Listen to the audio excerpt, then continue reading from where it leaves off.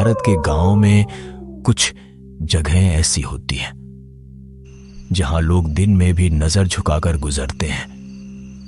न वहां मंदिर बनता है न वहां घर, क्योंकि लोग कहते हैं वहां पहले से ही कोई रहता है। हमारे गांव के बाहर एक बरगद का पेड़ है। उस पेड़ के नीचे मिट्टी हमेशा गीली रहती है, चाहे गर्मी हो या सूखा। लोग कहते हैं वो मिट्टी पानी से नहीं किसी और चीज से गीली है। उस पेड़ के पीछे एक हवेली है जो सिर्फ टूटी नहीं है, वो धीरे धीरे सांस लेती है। रात के वक्त उस हवेली के अंदर से कदमों की आवाज नहीं, घिसटने की आवाज आती है, जैसे कोई चल नहीं सकता पर फिर भी तुम्हारी तरफ आ रहा हो। पर सबसे डर की बात, वो चीज सिर्फ हवेली के अंदर नहीं रहती। कभी कभी वो बरगद के पेड़ के पास खड़ी मिलती है। उस रात हमने सिर्फ उसे देखा नहीं था, उसने हमें छुआ भी था। शाम का वक्त था, सूरज धीरे धीरे छुप रहा था और आसमान पर गहरे नारंगी और लाल रंग की परत जम रही थी। हवा में अजीब सी खामोशी थी, न पत्तों की आवाज न पंछियों की चहचहाहट, जैसे पूरा माहौल किसी अनजानी चुप्पी में डूब गया हो। मैं, अमन और दीपक गांव के आखिरी किनारे से बाहर जा रहे थे। रास्ता लंबा था, सुनसान था और दोनों तरफ सूखे पेड़ों की परछाइयां ऐसे लग रही थीं जैसे कोई हमें देख रहा हो। हर कदम के साथ मिट्टी हल्की सी आवाज करती, जैसे कोई हमारे पीछे भी चल रहा हो पर दिख नहीं रहा हो। अमन ने हल्की हंसी में माहौल को तोड़ने की कोशिश की। यार रोहित, ये जगह तो पूरी हॉरर मूवी जैसी लग रही है, बस बैकग्राउंड म्यूजिक की कमी है। दीपक भी थोड़ा नर्वस होते हुए हंसा। हीरो हम 3 हैं, बस विलेन की एंट्री होना बाकी है। लेकिन उसी पल हवा अचानक रुक गई और रास्ता सीधा हो गया। आगे एक बूढ़ा बैठा हुआ दिखाई दिया, बिल्कुल सीधा, ना हिल रहा था ना पलक झपका रहा था।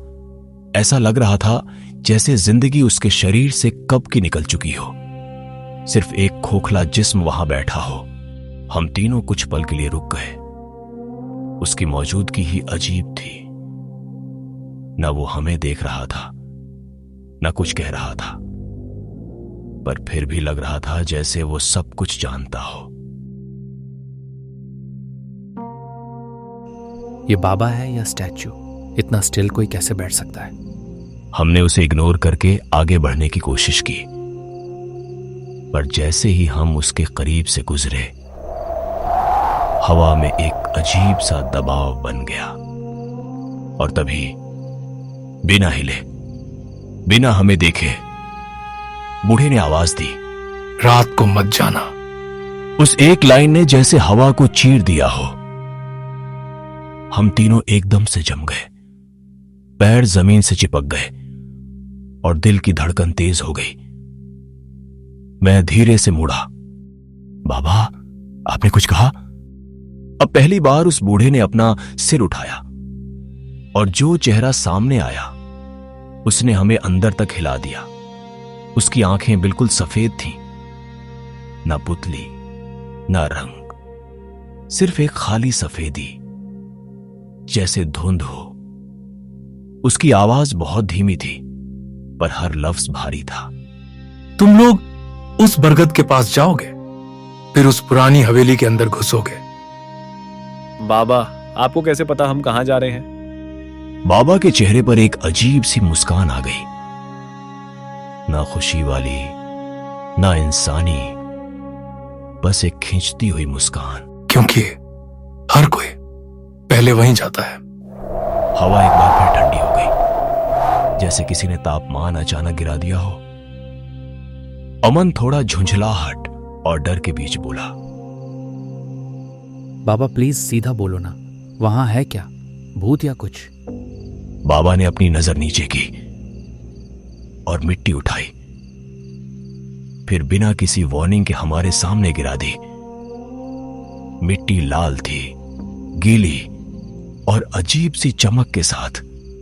मैं शौक में बोला, ये लाल कैसे है? ये मिट्टी सदियों से कुछ पीती आ रही है।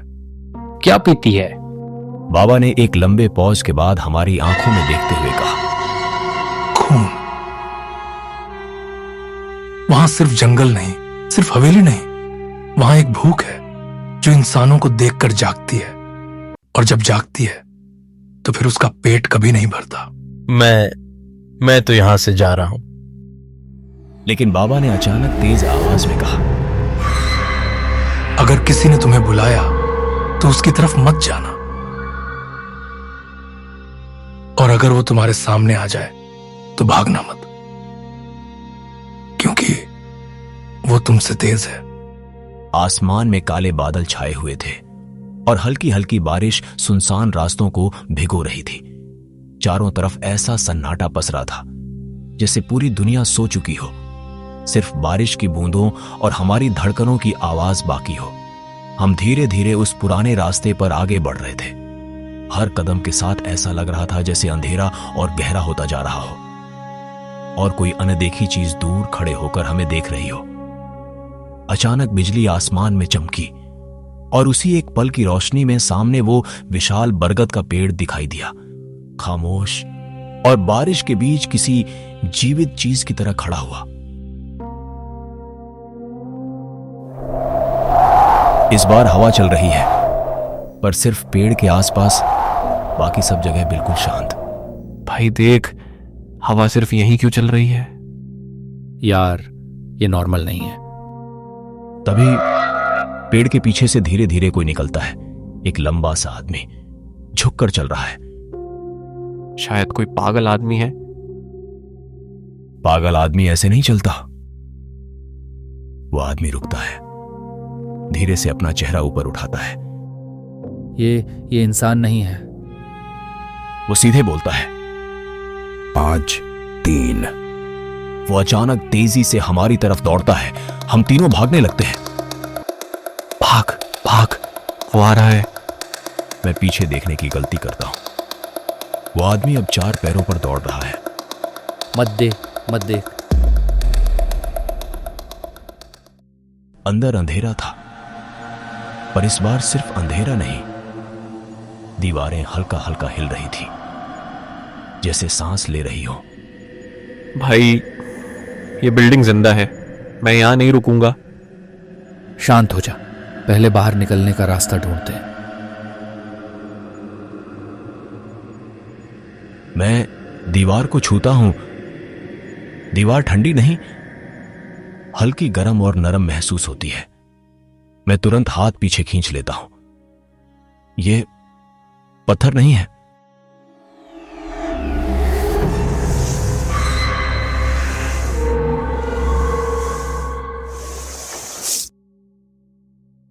हम धीरे से मुड़ते हैं। वो भूत अंदर खड़ा था और सिर्फ हमें ही देख रहा था। वो सीधे बोला, भूख, बहुत भूख। हमने क्या किया है? हमें छोड़ दो।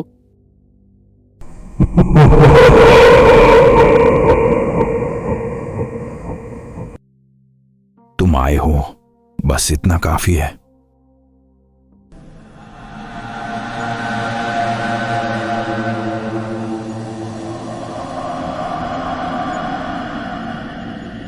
रोहित, दीपक, बचाओ। मैं उसका हाथ पकड़ने की कोशिश करता हूं, लेकिन भूत मुझे देखते ही पीछे फेंक देता है। भूत धीरे धीरे अमन को दीवार के अंदर ले जाने लगता है, जैसे दीवार कोई लिक्विड चीज हो। मुझे यहां मत छोड़ना।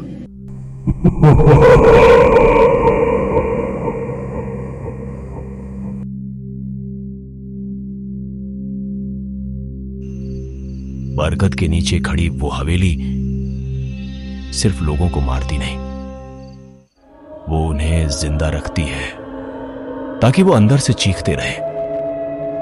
और बाहर खड़े लोग उनकी आवाज सुनकर भी कुछ ना कर पाए।